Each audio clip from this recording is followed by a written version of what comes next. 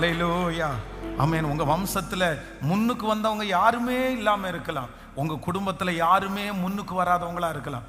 எங்க குடும்பத்துல யாருமே முன்னுக்கு வரல பாஸ்டர், யாருமே முன்னுக்கு வரல. ஆனா ஆண்டவர் உங்களுக்கும் எனக்கும் ஒரு கிருபையை கர்த்தர் வாக்கு கொடுக்கிறார். பிந்தினோரை முந்தினோராக்குற ஒரு தேவன் நம்ம இடத்துல இருக்கிறார். எனக்கு தெரிந்த ஒரு குடும்பம் பார்த்தீங்கன்னா அவ்வளவு படிப்பு, எல்லாருமே படிப்பு, எல்லாருக்குமே அவங்களுடைய பேருக்கு பின்னாடி அவங்க போடுற டிகிரியை பார்த்தீங்கன்னா நீளமாக எழுதிட்டு போகலாம். அவ்வளவு சர்டிஃபிகேட் வச்சிருக்கிறாங்க. ஆனால் ஒருத்தருடைய வாழ்க்கை கூட எப்படி இல்லைன்னா நல்லாவே இல்லை. எல்லாரும் கட்டில் இருக்கிறாங்க.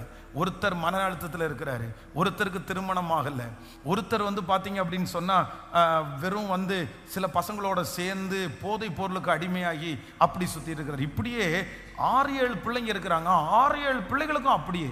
யாராவது ஒருத்தரிடத்துல நல்ல செய்தி கேட்கலாமா? ஒருத்தரும் நல்லா இல்லை.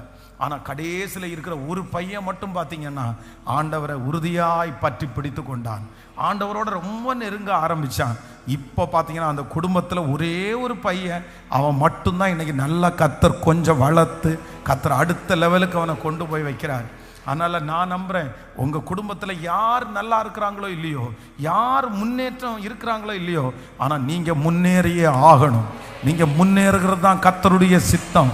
மகன், நீ முன்னேறுகிறது கர்த்தருடைய சித்தம். மகளே, நீ முன்னேறுகிறது கர்த்தருடைய சித்தம். இந்த பிரயாணத்தை ஆரம்பிக்கிறவர், உங்களை எகிப்திலிருந்து கிளம்ப பண்ணின ஆண்டவர் மறுபடியும் உங்களை எகிப்திற்கு கொண்டு வர மாட்டாரு.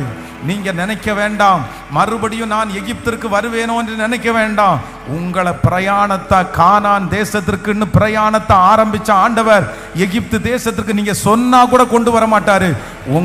உங்க நடைய பலப்படுத்தி கர்த்தர் கானானுக்கு கொண்டு போக தான் வல்லவரா இருக்கிறார். ஆனா இஸ்ரவேல் ஜனங்கள் ஆண்டவரிடத்துல சொன்னது என்ன அப்படின்னு சொன்னா, அடிக்கடி என்ன சொன்னாங்கன்னா, எங்களுக்கு திரும்ப நாங்க எங்க